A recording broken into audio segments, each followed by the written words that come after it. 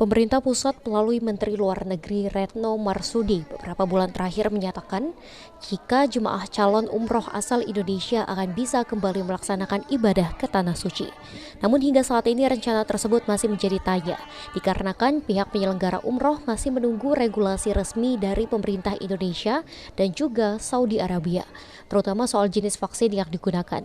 Ustadz Hari Madona selaku Kabid Haji dan Umroh DPD Ampuri Sumbaksel menyatakan, sejauh ini, pihak penyelenggara umroh masih terus berkomunikasi dengan pihak Kanwil Kementerian Agama Sumsel guna memastikan pelaksanaan ibadah umroh ke Tanah Suci. Dengan kami alhamdulillah cukup baik sekali, di mana dalam 1 bulan saja ada 3 kali pertemuan yang sifatnya sosialisasi, mengundang dari travel maupun juga dari KBH untuk mensosialisasikan kebijakan-kebijakan terbaru atau ada peraturan-peraturan terbaru terkait dengan penyelenggaraan haji dan umroh.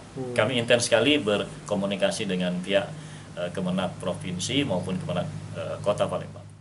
Berdasarkan data Ampuri Sumbaksel, diperkirakan jumlah calon jemaah umroh asal Sumsel yang alami penundaan berangkat ke Tanah Suci karena terdampak COVID-19 mencapai 3.279 orang.